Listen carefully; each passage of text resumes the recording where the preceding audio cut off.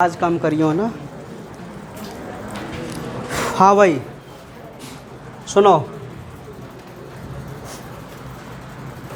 Chapter number 6 में अपने मात्र 3 टॉपिक कंप्लीट हुए हैं अभी। ठीक है, पहला टॉपिक है पॉलीन्यूक्लियोटाइड की श्रृंखला, ये पहला क्वेश्चन था भाई। सेकंड क्वेश्चन था डीएनए की संरचना, और कल जिस टॉपिक के बारे में हमने बात की उस टॉपिक का नाम था डीएनए कुंडली की पैकिंग, या मैं कह सकता हूँ डीएनए की पैकिंग।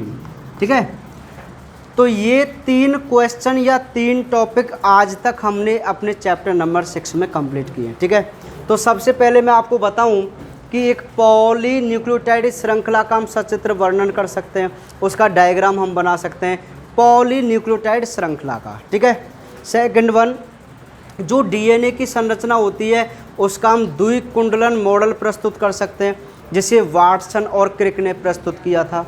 इंपॉर्टेंट क्वेश्चन है। यदि आपसे पूछा जाए कि डीएनए की संरचना को समझाइए या डीएनए का द्विरज्जु की, जिसको मैं इंग्लिश में डबल हेलिक्स कहता हूँ, क्या बोलता हूँ, मॉडल की संरचना को समझाइए, तो आपको जो मैंने पॉइंट लिखाए थे, जैसे 2 पॉलीन्यूक्लियोटाइड श्रृंखलाएं होती हैं, सर्पिल रूप से व्यवस्थित होती है ना, ऐसे बताया था ना, ये सारे 20 एंगस्ट्रम व्यास 34 जो भी है, ये सारा कुछ आपको इसमें लिखना है और फिर आपको डायग्राम बनाना है। नेक्स्ट, ये जो डीएनए की पैकिंग है, ये बहुत इंपॉर्टेंट पॉइंट था, और इसमें अधिकतर जो क्वेश्चन आता है ना, वो हमेशा ऐसे आता है कि न्यूक्लियोसोम किसे कहते हैं। जब भी इस टॉपिक से कोई क्वेश्चन आएगा तो आपसे 1 नंबर का न्यूक्लियोसोम की डेफिनेशन 100% पूछेगा। तो न्यूक्लियोसोम की डेफिनेशन हम सभी को बहुत अच्छी तरीके से याद होनी चाहिए। हाँ, मतलब डीएनए सहित मणका समान क्रोडों को न्यूक्लियोसोम कहते हैं। ये डेफिनेशन हमने कल पढ़ी थी, और फिर हमने देखा कि आखिर कैसे एक डीएनए जिसकी लेंथ 6 से 7 फीट होती है, वो कैसे एक छोटी सी स्थान में समाहित हो जाता है। कैसे होता है भाई? स्टोन प्रोटीन की वजह से। किसकी वजह से होता है? स्टोन प्रोटीन की वजह से।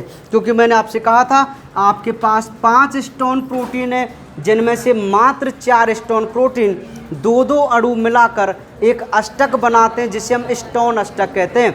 और इस स्टोन अष्टक पर हमारा डीएनए पौने 2 कुंडली लगाकर H1 स्टोन से क्या है, जुड़ जाता है, और इस टोटल संरचना को हम न्यूक्लियोसोम कहते हैं। क्या कहते हैं? फिर ये डीएनए, क्योंकि यहाँ तो ओनली 200 बेस क्षार होते हैं, यहाँ पे मतलब 200 नाइट्रोजन क्षार युक्त डीएनए ही एक न्यूक्लियोसोम पर लिपटा होता है, या एक स्टोन अष्टक पर केवल कितने क्षार युग्म वाला डीएनए लिपटता है? 200 क्षार युग्म वाला। केवल कितने वाला? 200 क्षार युग्म वाला। ठीक है, तो हमारा डीएनए तो बहुत क्षार युग्म उसमें पाए जाते हैं डीएनए में। तो क्या करता है ये डीएनए? ये बहुत सारे न्यूक्लियोसोम से ऐसे जुड़ता हुआ जाता है, और आगे चल के ये कुंडलित हो जाता है ज़्यादा। पहले इसको बोलते हैं क्रोमेटिन, फिर इसको बोलते हैं सोलिनॉइड, फिर इसको बोलते हैं हम सुपर सोलिनॉइड, फिर इसको बोलते हैं हम क्रोमेटिड, और फिर लास्ट में बोलते हैं हम इसको गुणसूत्र। क्या बोलते हैं? देखो, जो सोलिनॉइड होता है ना, वो 30 नैनोमीटर का होता है। कितने नैनोमीटर का होता है?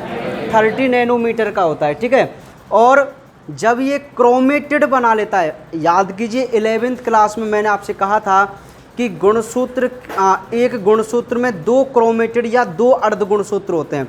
मैंने कहा था ना कि आपका क्रोमोसोम बिल्कुल इस प्रकार होता है। ठीक है, एक क्रोमेटिड यहाँ तक और एक क्रोमेटिड यहाँ तक। बताया था ना, ये सेंट्रोमियर वाला पार्ट है, जहाँ पे काइनेटोकोर नाम की प्लेट होती है। काइनेटोकोर, जहाँ से हमारे स्पिंडल फाइबर जुड़ते हैं, यानी कि तर्कु तंतु, और अर्धसूत्री और समसूत्री विभाजन होता है। ठीक है, तो ये वही पार्ट है, तो इसको मैं अर्धगुणसूत्र बोल सकता हूँ ना। और अर्धगुणसूत्र को मैं इंग्लिश में क्रोमेटेड कहता हूँ। क्या कहता हूँ? तो जब 1400 nm का एक पूरा गुणसूत्र होता है तो एक क्रोमेटेड कितने का हो जाएगा? 700 नैनोमीटर का। कितना हो जाएगा? तो धीरे धीरे जो हमारा ये न्यूक्लियोसोम है या डीएनए है वो लिपट लिपट कर आगे चल के एक 1400 नैनोमीटर का क्या बना लेता है? गुणसूत्र बना लेता है। क्या बना लेता है? तो आपने देखा कि एक जो स्वतंत्र डीएनए था वो स्टोन प्रोटीन की वजह से, केवल किसकी वजह से भाई? यदि स्टोन प्रोटीन नहीं होती तो ये अष्टक थोड़े बनता, और अष्टक नहीं बनता तो ये स्पेक कुंडलित नहीं होता, और जब तक आप डीएनए को लपेटेंगे नहीं तब तक वो छोटे स्थान में समाहित नहीं हो सकता। ठीक है, तो स्टोन प्रोटीन की वजह से छोटे से स्थान में आता है ये डीएनए। तो मैंने कहा था ना कि जो हमारे गुणसूत्र होते हैं वो किसके बने होते हैं? डीएनए के। तो अभी हमने देखा कि डीएनए ही कुंडलित होकर क्या बना लेता है? एक गुणसूत्र बनाता है। तो यहाँ तक तीनों टॉपिक में शायद आपको कोई दिक्कत नहीं होगी। ठीक है, ये इनकी प्रैक्टिस बहुत अच्छी करनी है। एक एक टॉपिक देखो, या चैप्टर में कंसेप्चुअल टॉपिक हैं, सब रटने वालों एक टॉपिक ना है, सब की सब टॉपिक ऐसे हैं जो तुम्हें समझने पड़ेंगे जब तुम बाकी थ्योरी लिख सकें। ठीक है, न्यूक्लियोसोम के चित्र की भी प्रैक्टिस करना, ये चित्र तो पूछो ही जाए एग्जाम में। ठीक है, अब सुनिए, इसी क्रम में आज का जो हमारा टॉपिक रहेगा वो रहेगा सर्चिंग ऑफ डीएनए या searching of genetic material. DNA नहीं बोलूँगा मैं, सर्च ऑफ जेनेटिक मटेरियल यानी कि आनुवांशिक पदार्थ की खोज। बहुत अच्छा टॉपिक है। उसका अर्थ समझो। पहले पता नहीं था कि जेनेटिक मटेरियल कौन होता है, पहले संभावना है, क्योंकि देखो किसी भी जीव के शरीर में सर्वाधिक मात्रा में जो कोई भी तत्व प्रेजेंट होता है ना वो प्रोटीन होता है। कौन होता है? तो ऐसा सोचा जाता था कि यार ये प्रोटीन ही आनुवांशिक पदार्थ होता होगा। कौन होता होगा? अच्छा, आनुवांशिक पदार्थ का क्या मतलब होता है? एक ऐसा मटेरियल जो एक पीढ़ी से कहाँ जाए? दूसरी पीढ़ी में, हम उसको जेनेटिक मटेरियल बोलते हैं ना। अच्छा, आज तो हम पढ़ते हैं कि जेनेटिक मटेरियल डीएनए, भाई हमें पता है ना आनुवांशिक पदार्थ कौन है, लेकिन ये हमको क्यों पता है? पहले वैज्ञानिकों ने रिसर्च किया होगा, उन्होंने सिद्ध किया होगा कि डीएनए ही आनुवांशिक पदार्थ है, तभी तो हमको पता है। वीडियो सही चल रही है? अच्छा, कहीं मैं इधर उधर चल रहा हूँ और वैसे ही सुनने हुए बेचारा। चलिए सुनो, तो डीएनए कौन है एक, लेकिन इसकी पुष्टि, इसकी रिसर्च कैसे हुई, आखिर कैसे एक्सपेरिमेंट किए होंगे वैज्ञानिकों ने, और तब हमको बताया होगा कि डीएनए ही आनुवांशिक पदार्थ है। ये कैसे सिद्ध हुआ? आज का यही टॉपिक रहेगा।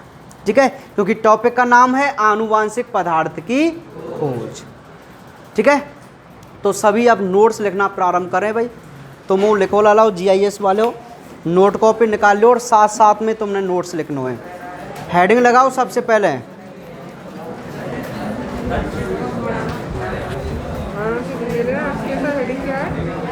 आनुवांशिक पदार्थ की खोज। हेडिंग है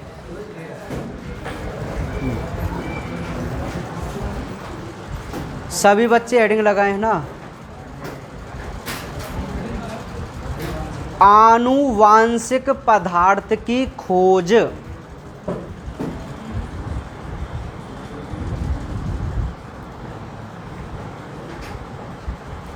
लिखिए, आनुवांशिक पदार्थ की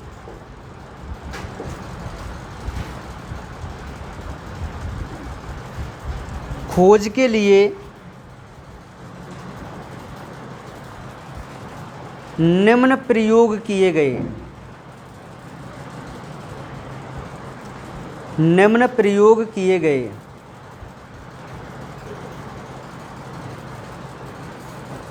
अब आप विदाउट नंबर के एक हेडिंग लगाएंगे, ग्रिफिथ का रूपांतरीय सिद्धांत। देखो ऐसे लिखना है आपको, ग्रिफिथ एक वैज्ञानिक है, ग्रिफिथ का रूपांतरीय, ग्रिफिथ का रूपांतरीय सिद्धांत, ग्रिफिथ का रूपांतरीय सिद्धांत।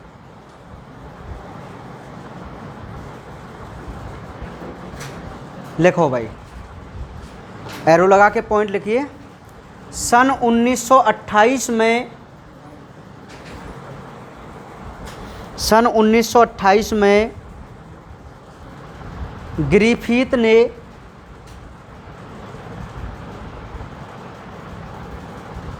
रूपांतरण की खोज,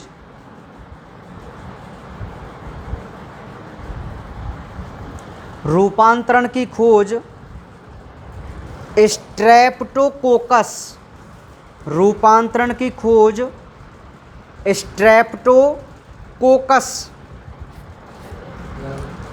स्ट्रेप्टोकोकस न्यूमोनी, न्यूमोनी न्यूमोनिया वालों, आधा नए आएगा आधा नए। स्ट्रेप्टोकोकस न्यूमोनी जीवाणु में की, स्ट्रेप्टोकोकस न्यूमोनी जीवाणु में की, जो स्तनधारियों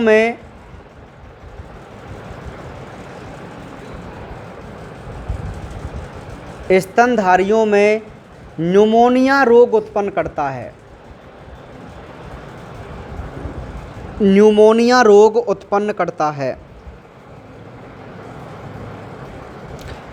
ग्रिफिथ ने रूपांतरण की खोज स्ट्रेप्टोकोकस न्यूमोनी नामक जीवाणु में की, जो स्तनधारियों में न्यूमोनिया रोग उत्पन्न करता है। नेक्स्ट पॉइंट, इस जीवाणु को संवर्धित करने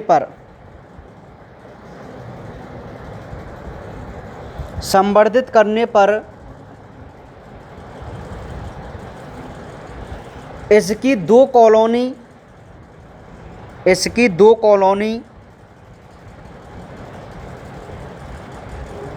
चिकनी व खुरदरी प्राप्त होती हैं।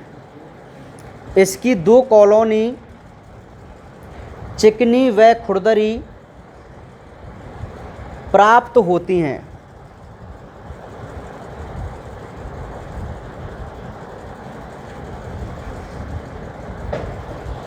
नेक्स्ट पॉइंट,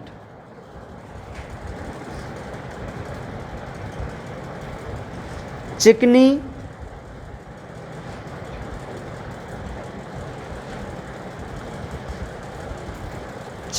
सतह वाले, सतह तो आप मत लिखना चाहें तो,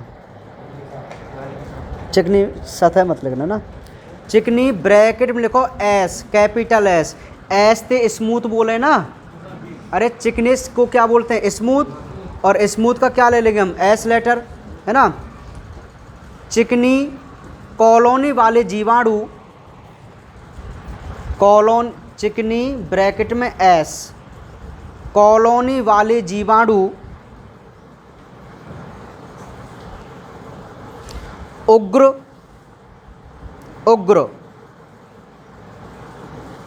व निमोनिया कारक होते हैं, निमोनिया कारक होते हैं।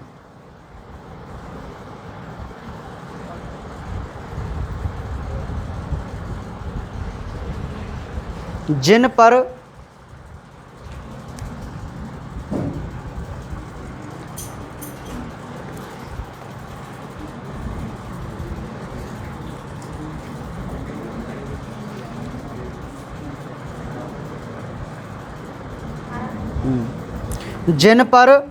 श्लेष्मा युक्त आवरण होता है, जिन पर श्लेष्मा युक्त आवरण होता है।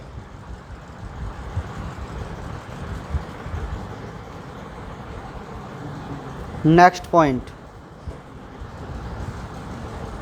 खुरदरी, खुरदरी को आप लिखेंगे आर, आर मीन्स रफ, है ना। खुरदरी कॉलोनी वाले जीवाणु कॉलोनी वाले जीवाणु उग्र नहीं होते,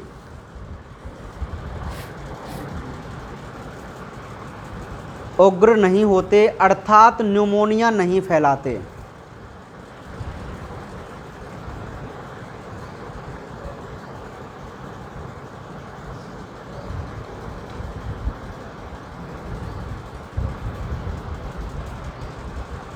नेक्स्ट पॉइंट, ग्रिफिथ ने दोनों विभेदों के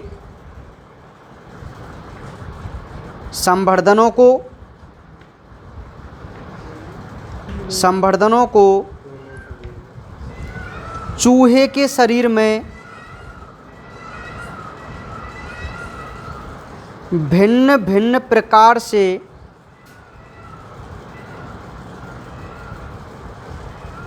प्रवेश कराया।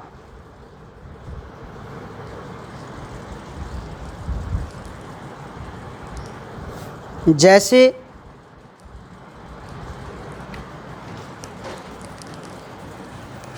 अब ये प्रवेश कराया जैसे लिख लिया ना, अब एक लाइन छोड़ के लिखना स्टार्ट करना। जैसे मैं बोर्ड पे लिख रहा हूँ आपको ऐसे ही लिखना है, ठीक है।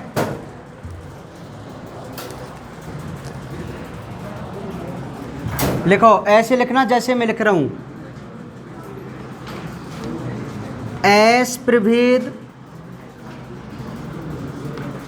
आपको यहाँ एरो नहीं लगाना है, अब इधर एरो नहीं लगाना है, ऐसे स्टार्ट करना है। थोड़ी सी जगह छोड़ के स्टार्ट कर देना। एक लाइन तो छोड़नी ही है, एक लाइन तो छोड़नी ही है। कॉपी में भी जैसे यहाँ से स्टार्ट कर देना तुम, तो थोड़ा सा नेक आगे से ना। एस प्रभेद एरो लगा के चूहे में प्रवेश, फिर एरो लगा के मर जाता है।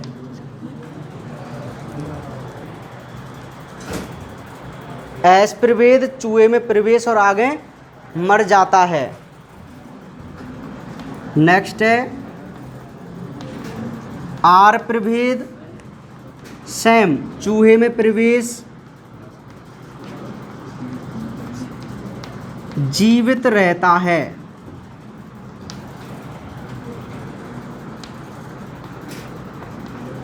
एस प्रभेद ब्रैकेट में लिखना है आपको ताप मृत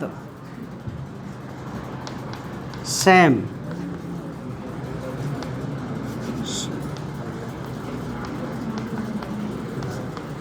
जीवित रहता है। और लास्ट है एस प्रभेद ताप मृत प्लस आर प्रभेद एरो डिटो मर जाता है। ये 4 पॉइंट लिखो ऐसे ही।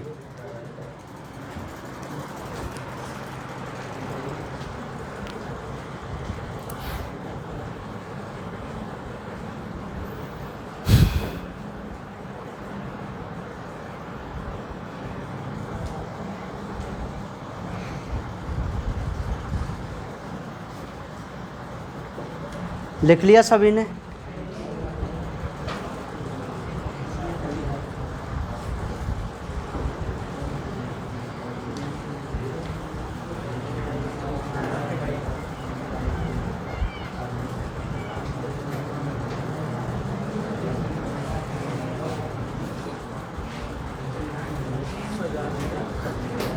लिख लिया क्या?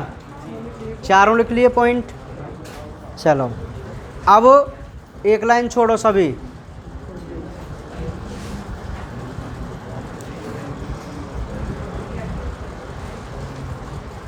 इस आधार पर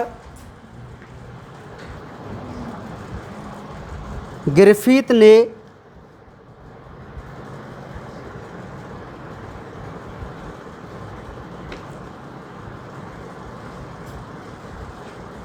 कुछ निष्कर्ष निकाला, नहीं नहीं नहीं, जैसे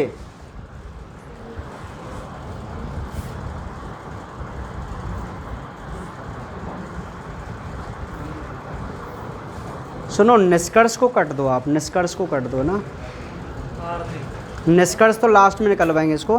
हाँ, निष्कर्ष को कटकर आप लिख देना कुछ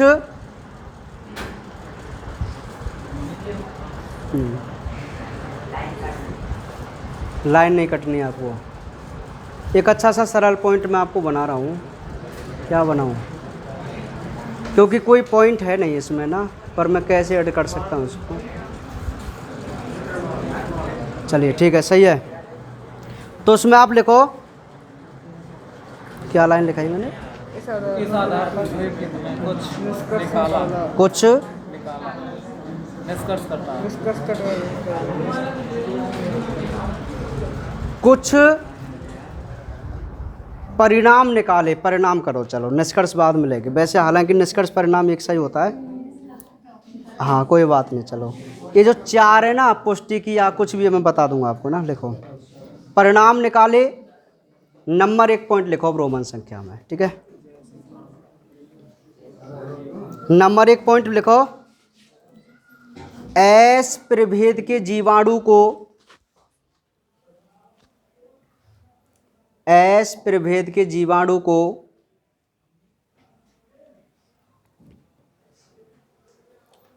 चूहे में प्रवेश कराने पर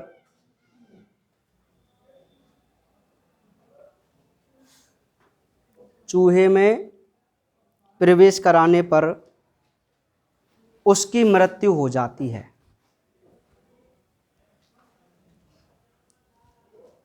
उसकी मृत्यु हो जाती है। सेकंड पॉइंट रोमन संख्या में, आर प्रभेद को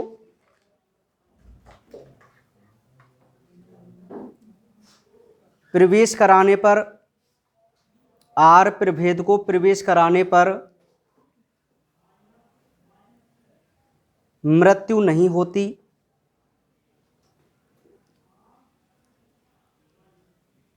मृत्यु नहीं होती क्योंकि ये न्यूमोनिया नहीं फैलाते।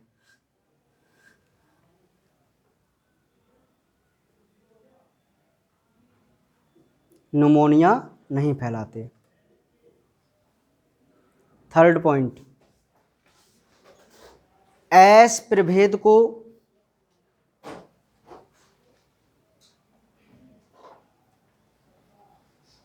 अधिक ताप पर गर्म करने से, लगभग 65 डिग्री सेल्सियस होता है, अधिक ताप पर गर्म करने से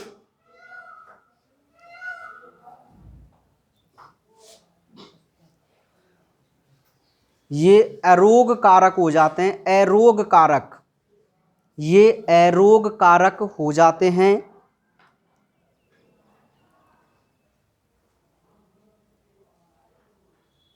जिससे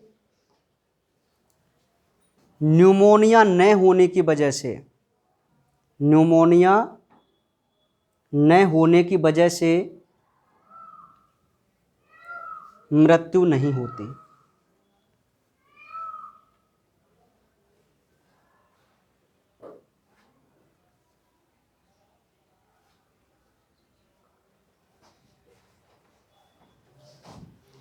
फोर पॉइंट, एस प्रभेद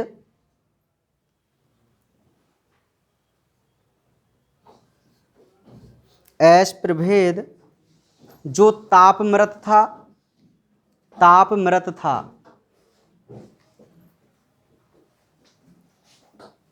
और आर प्रभेद जो जीवित था,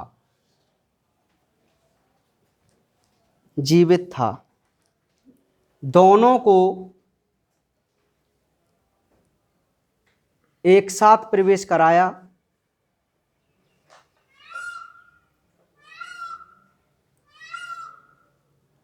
तो चूहे की मृत्यु हो गई।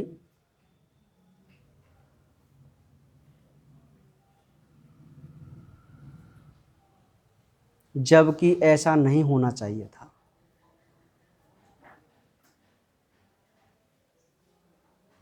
जबकि ऐसा नहीं होना चाहिए था।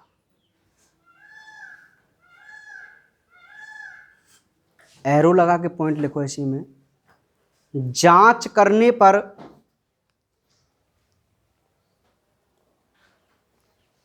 मृत चूहे से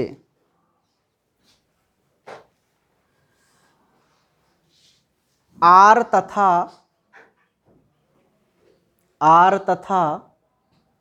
एस प्रभेद वाले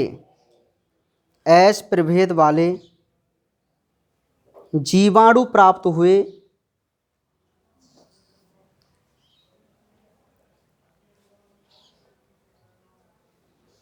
अर्थात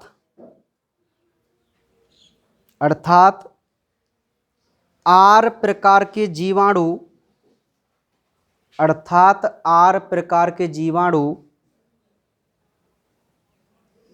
मृत एस का आनुवांशिक पदार्थ ग्रहण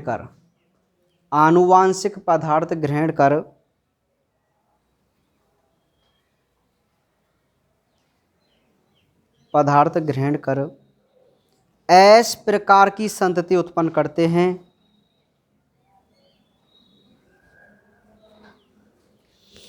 जो रोगकारी होते हैं।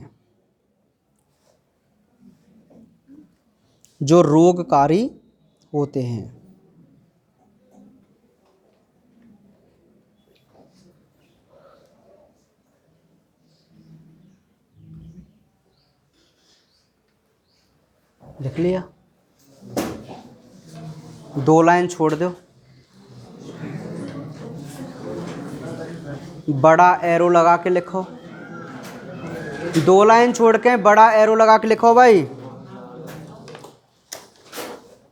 1943 में, कुछ 43 भी इसको बोलते हैं, 1943 में, 43 है ना, 43 एवेरी, 1943 में एवेरी, ये तो डार्क है वो पूरा, सोरा देख लियो रे।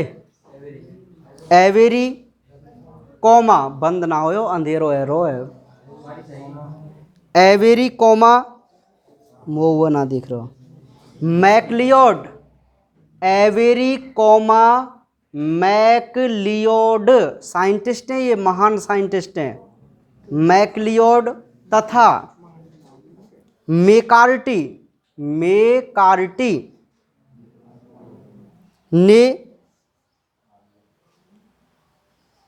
स्थानांतरण होने वाले अवयव को पहचाना।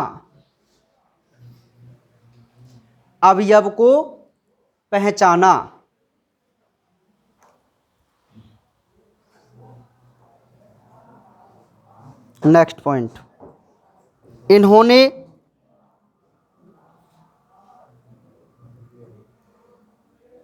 इन्होंने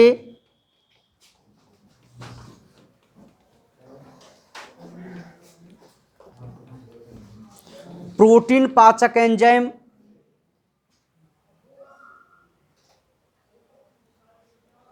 प्रोटीएज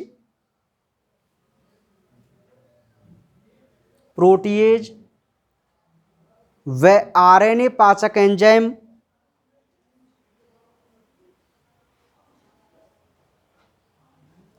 आरएनएज, इंग्लिश में लिखना आप इसको, आप लिखो जाने ना ऐसे, जैसे एक बार लिखो ना हमने एटीपी सिंथेटेज था ऐसे ना, आरएनएज, या आप इसको आरएनएज ऐसे भी लिख सकते हैं, आरएनएज, आरएनए पाचक एंजाइम आरएनएज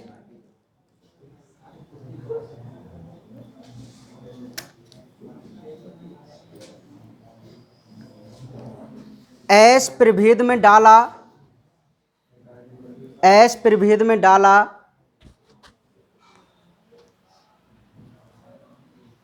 तो रूपांतरण क्रिया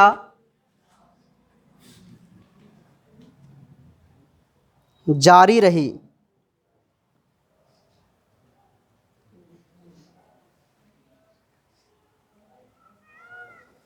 और जब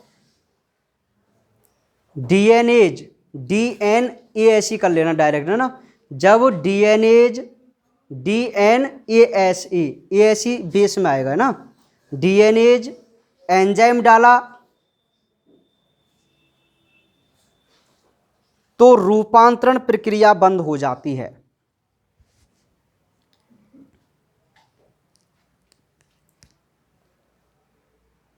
इससे स्पष्ट है कि डीएनए ही रूपांतरण के लिए जिम्मेदार है।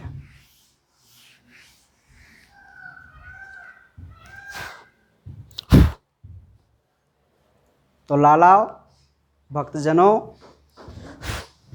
Listen to me carefully 15 minutes. Okay, चलिए सभी बच्चे पहले तो अपने नोट्स में बंद कर दें, पूरा ध्यान मेरे पे होना चाहिए बस।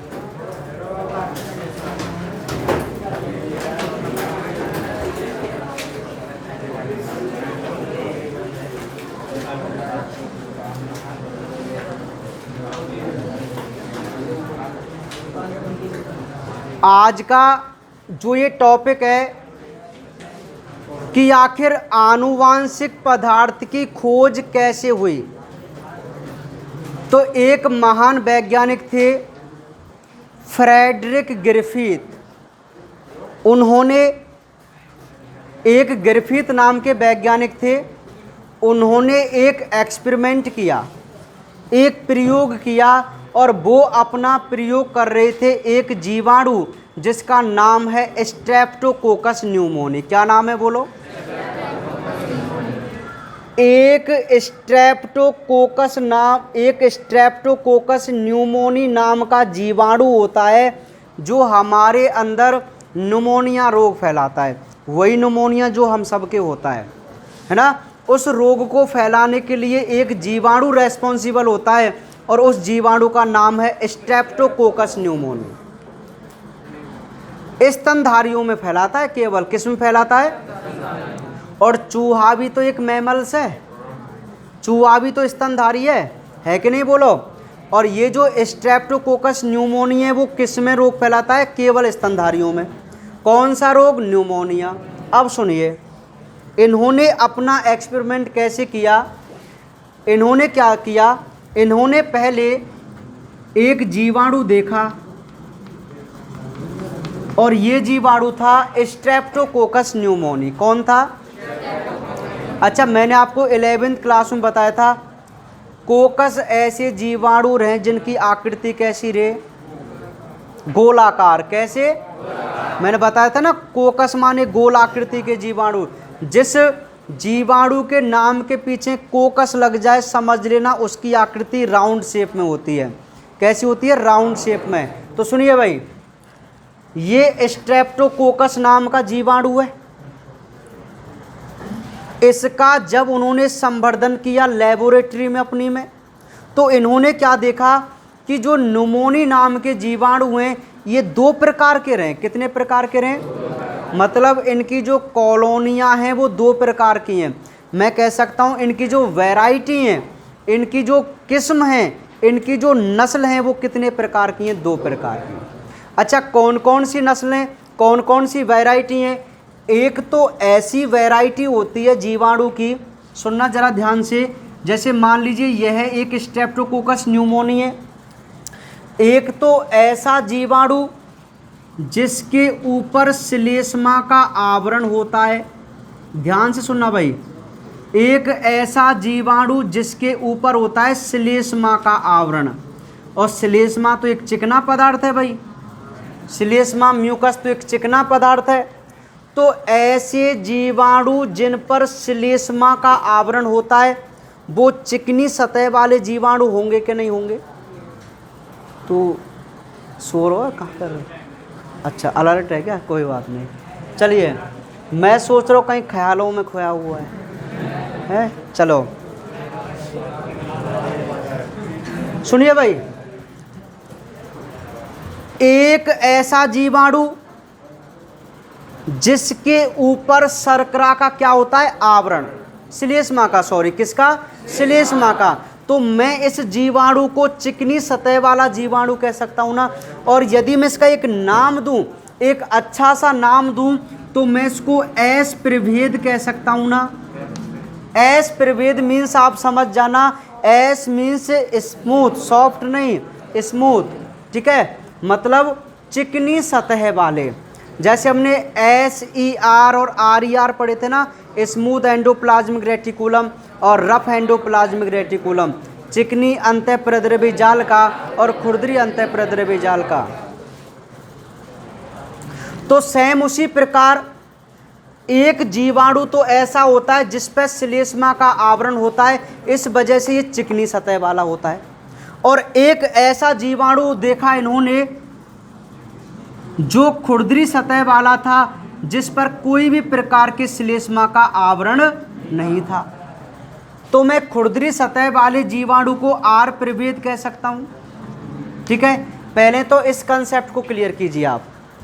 ग्रिफिथ ने सबसे पहले 2 जीवाणु लिए।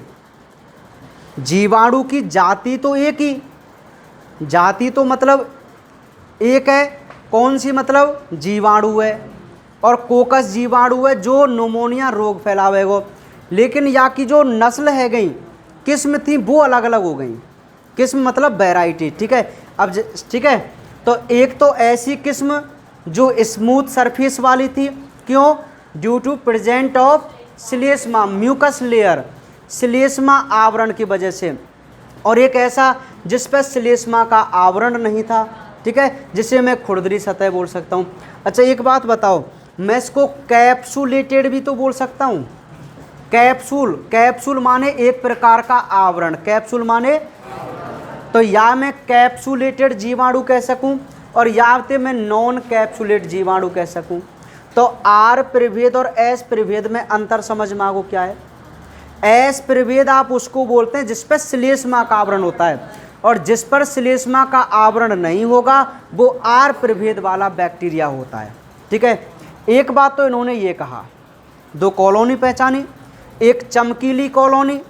अच्छा जो चमकीली कॉलोनी है ना, चमकीली कॉलोनी, चमकेगा तो वही जो चिकना होगा, ठीक है। और जो एक है खुरदरी कॉलोनी, तो क्योंकि NCERT में शब्द लिखा हुआ है चमकीली कॉलोनी, NCERT में शब्द है, मैंने तो बताया जैसे चिकनी, तो वहाँ पे लिखा हुआ है चमकीली कॉलोनी। तो आपको चमकीली कॉलोनी से भी याद रखना है।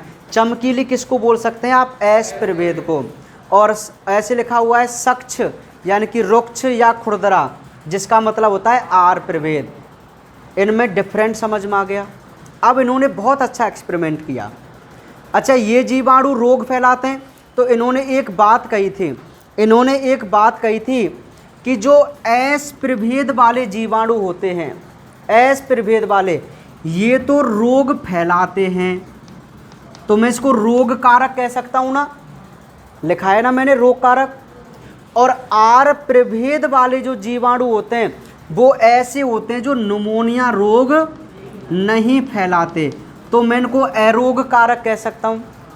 एक पॉइंट आपको ये लर्न करना है कि जो एस प्रभेद वाले जीवाणु हैं वो तो स्तनधारियों के अंदर न्यूमोनिया नाम का रोग फैलाते हैं, और जो आर प्रभेद वाले जीवाणु होते हैं वो स्तनधारियों के अंदर किसी भी प्रकार की बीमारी नहीं फैलाते। ये इन दोनों में अंतर था। अब इन्होंने अपना एक्सपेरिमेंट करना स्टार्ट किया। इन्होंने क्या देखा, एक बेचारा चूहा, अब ज़्यादा पेंटर तो मैं अतना हूँ भाई, ठीक है, चलो एक कोई बात ना, समझ लो। चलिए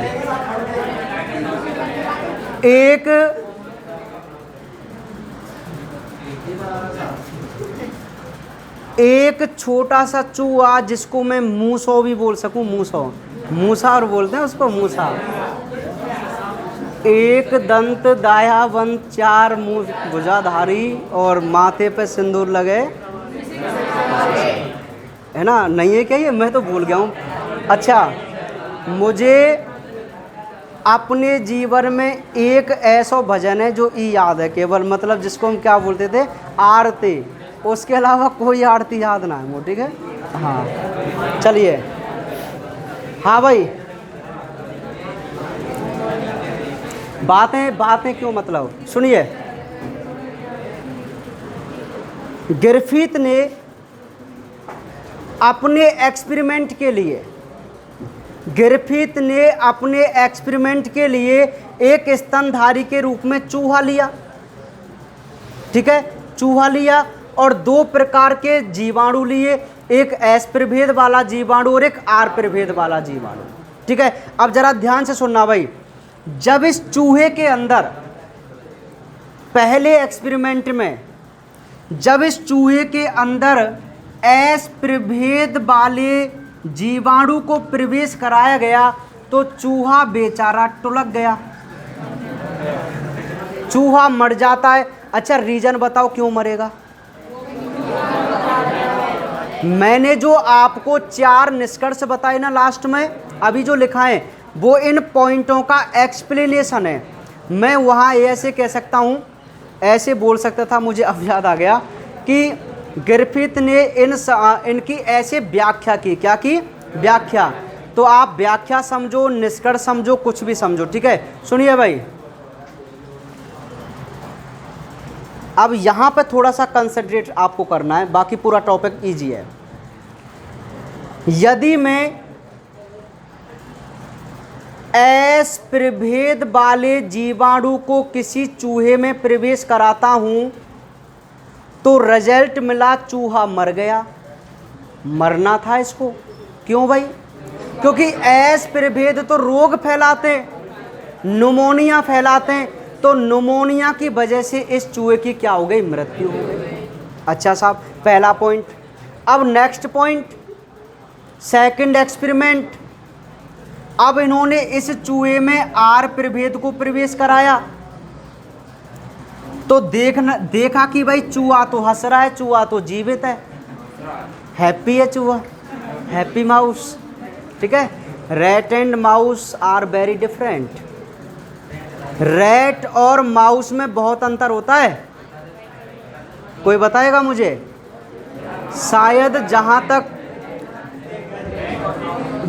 तक मुझे याद है, हाँ ज़्यादा कॉन्फिडेंट में तो नहीं हूँ, लेकिन मुझे पता है कि रैट तो हम उसको बोलते हैं जो अपने घर वाले चूहे होते हैं, और जो जंगली चूहा होता है उसको माउस से रिप्रेजेंट किया जाता है। आप कभी भी देखना, जब भी आप लॉयन एंड माउस की कहानी पढ़ेंगे तो उसमें चूहे को कभी भी रैट से नहीं बोला जाता है, ठीक है ना।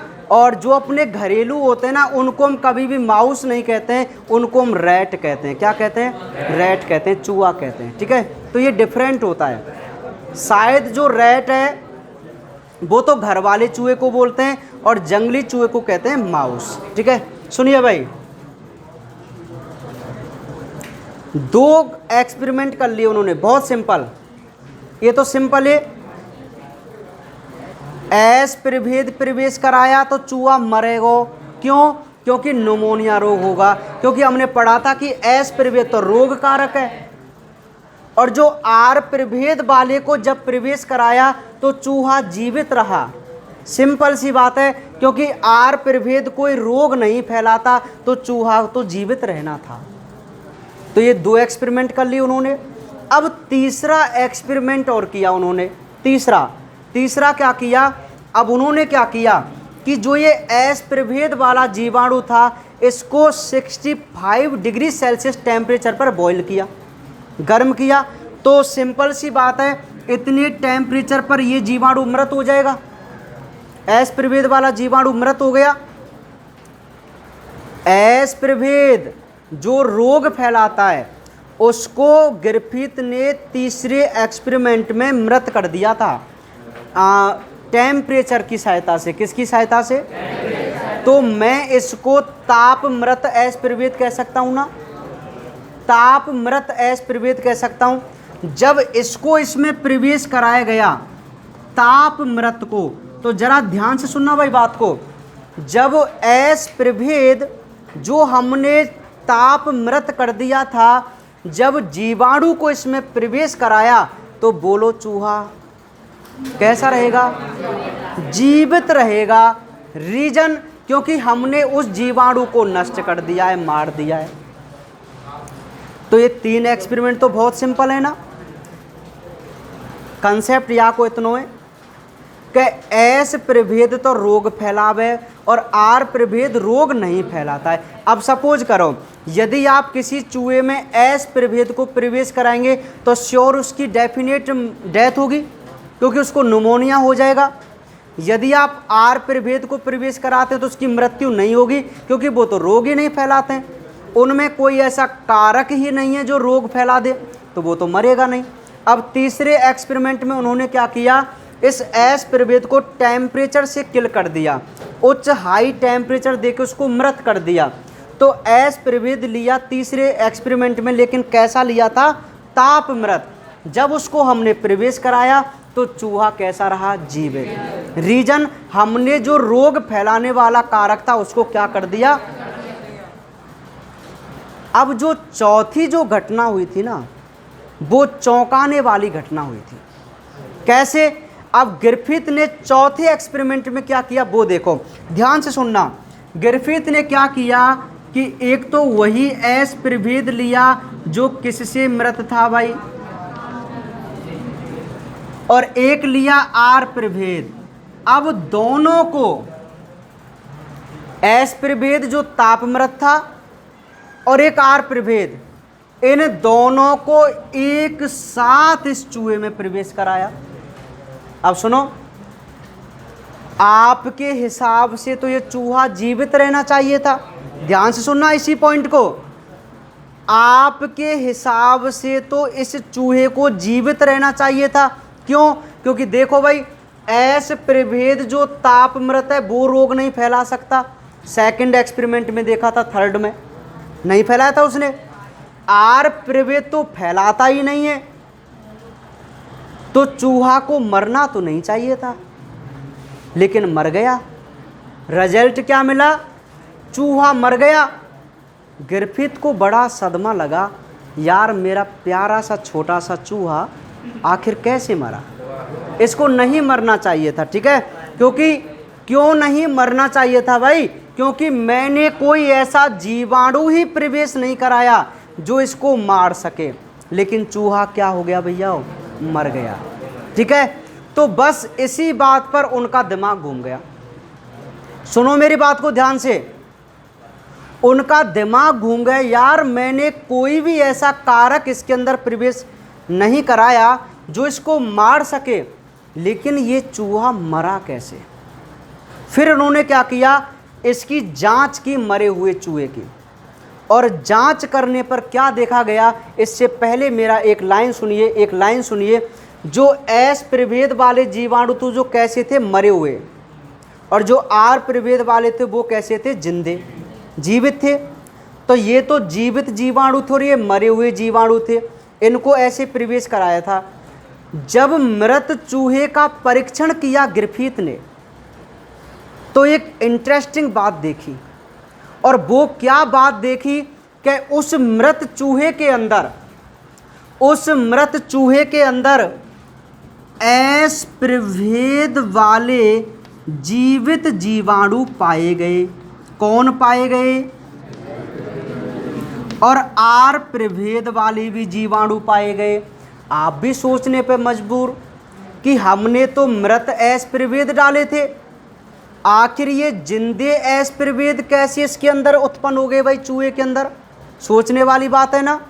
तो एक बात तो हमें पता चल गई कि यदि इस चूहे के अंदर एस प्रभेद जीवाणु हैं जिंदे, तो श्योर उनकी वजह से ये मरा होगा, क्योंकि जो जीवित एस प्रभेद है वो तो निमोनिया रोग फैलाता है। अरे हमने तो मृत एस प्रभेद डाला था और जीवित के रूप में डाला था आर प्रभेद, डाला था ना आर प्रभेद। अब चूहा मर गया। परीक्षण किया चूहे का, ग्रिफिथ ने देखा कि भाई इसके अंदर तो दोनों ही प्रकार के जीवाणु हैं और वो भी जीवित अवस्था में, एक तो एस प्रभेद वाले भी। और अब उन्होंने क्या कहा, उन्होंने केवल एक बात कही, हो ना हो, ये जो मृत एस प्रभेद वाला जीवाणु है, कौन? क्योंकि उनके ऊपर शर्करा का आवरण जम गया था, श्लेष्मा का, सॉरी किसका? श्लेष्मा का, क्योंकि एस प्रभेद पे तो श्लेष्मा का आवरण होता है ना। तो उन्होंने क्या पता लगाया कि हो ना हो इस एस प्रभेद से कोई ऐसा पदार्थ इस आर प्रभेद के अंदर गया होगा जिसने अपने जैसे क्या बनवाए होंगे? जीव बनवाए होंगे या जीवाणु बनवाए होंगे। बोलो ऐसा हुआ होगा या नहीं हुआ होगा? भाई हमने तो मृत एस प्रभेद डाले थे, ध्यान दे, तू ध्यान ना दे रहा हो, फिर न्यू के को साहब समझ में नहीं। हमने तो मृत एस प्रभेद डाला था, इस चूहे के अंदर कैसे एस प्रभेद जीवित मिले हमें, या नई संतान क्यों हमें एस प्रभेद वाली मिली जबकि नहीं मिलनी चाहिए थी, क्योंकि ये तो मृत था। तब उन्होंने कहा कि श्योर कोई पदार्थ इस एस प्रभेद वाले जीवाणु से कौन से जीवाणु के अंदर गया होगा? क्योंकि आर प्रभेद वाला जीवाणु तो कैसो है? जीवित है। आर प्रभेद वाला जीवाणु तो जीवित था भाई। अरे वो तो अपनी संतान बना सकता है ना, आर प्रभेद वाला अपनी संतान ना बना सके? नहीं बनाएगा, खूब बनाएगा, जीवित है, ठीक है। तो बनाएगा कौन? नहीं, एस प्रभेद। लेकिन ये एस प्रभेद की संतानें कैसे आई?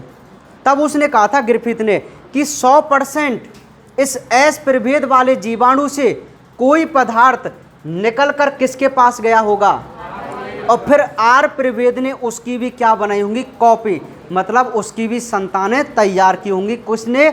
आर प्रभेद वाले जीवाणु ने। तभी तो वहाँ देखने को मिली है।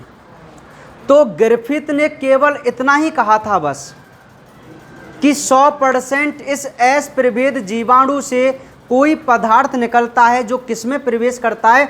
आर प्रभेद में, और फिर वो अपनी संतान बनाता है। लेकिन वो ये सिद्ध नहीं कर सका कि कौन सा पदार्थ इससे निकलता है। समझ रहे? उसने अपने प्रयोग को केवल यहीं तक छोड़ दिया। किसने? ग्रिफिथ ने। कहाँ तक? उन्होंने बता तो दिया कि भाई या मृत चूहे का जब मैंने परीक्षण किया तो इसमें मुझे क्या मिला? एस प्रभेद के जीवित जीवाणु मिले। तो उसने कहा कि 100% इस मृत जीवाणु से कोई ऐसा पदार्थ निकला होगा जो आर प्रभेद वाले जीवाणु के अंदर गया होगा और अपनी संतानें बनवाई होंगी। इतना कहा था उन्होंने। अब 3 वैज्ञानिक बहुत समय बाद, शायद 28 में इनका प्रयोग था, क्या है ना, बहुत समय बाद 3 वैज्ञानिक एवेरी, मैक्लियोड, मैकार्टी, इन्होंने इस गुत्थी को सुलझाया। समझ रहे? ग्रिफिथ ने तो अपनो प्रयोग यहीं तक छोड़ दियो। बस एक बात उन्होंने बता दी थी कि 100% या तो कोई पदार्थ निकलो है जो आर प्रभेद के अंदर प्रवेश किया है। अब कौन सा पदार्थ निकला ये नहीं पता था। तो इन तीनों वैज्ञानिकों ने फिर एक एक्सपेरिमेंट किया, इस गुत्थी को सुलझाया कि कौन सा पदार्थ इससे निकला होगा। देखो कितने अच्छे तरीके से इन्होंने हैंडल किया था। याद कीजिए, यदि डीएनए को आपको नष्ट करना है तो आपको एक एंजाइम चाहिए, डीएनएज। कौन सा एंजाइम?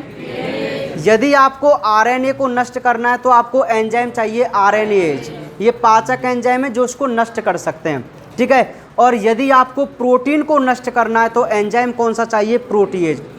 यदि आपको किसी भी जीव में से प्रोटीन को नष्ट करना है ना तो आप उसके अंदर प्रोटीएज नाम का एंजाइम डाल दो। प्रोटीएज एंजाइम पूरी प्रोटीन का क्या कर देता है? पाचन कर देता है, मतलब नष्ट कर देगा भाई, सिंपल सी बात है। अब इन्होंने क्या किया, इन्होंने ऐसे ले लिए, अपनी संवर्धन प्लेट ली और उसमें क्या किया? एस प्रभेद लिया और आर प्रभेद लिया। समझ रहे हैं? एस प्रभेद लिया कैसा? मृत, और आर प्रभेद लिया जीवित अपनी संवर्धन प्लेट में, क्योंकि ग्रिफिथ को यहीं तो सदमा लगा था।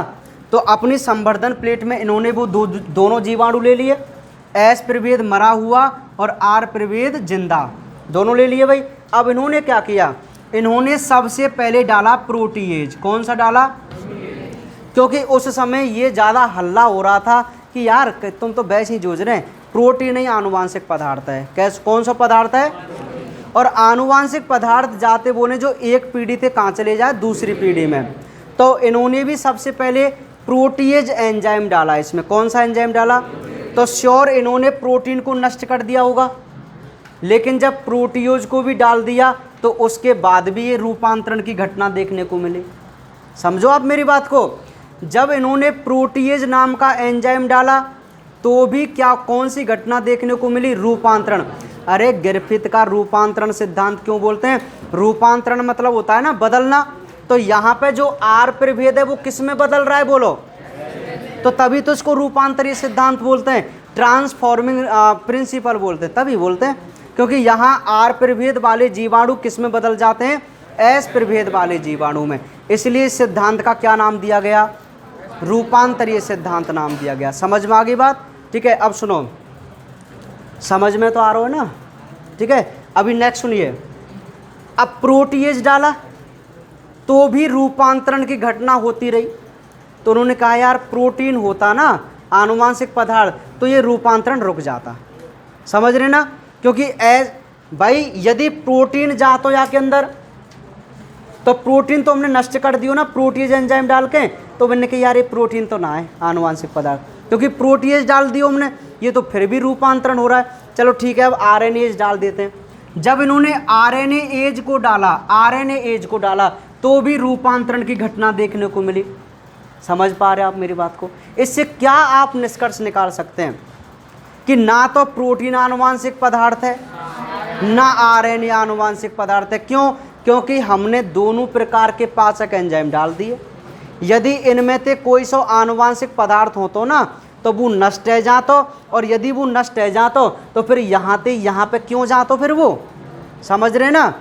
फिर लास्ट में इन्होंने एक एंजाइम डाला डीएनए एज। क्या डाला?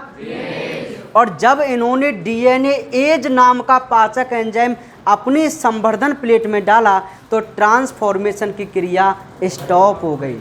अर्थात अब इस संवर्धन प्लेट में कोई भी जीवित प्रकार का एस जीवाणु देखने को नहीं मिला। पहले सब मृत एस थे, जीवित कौन से थे? आर।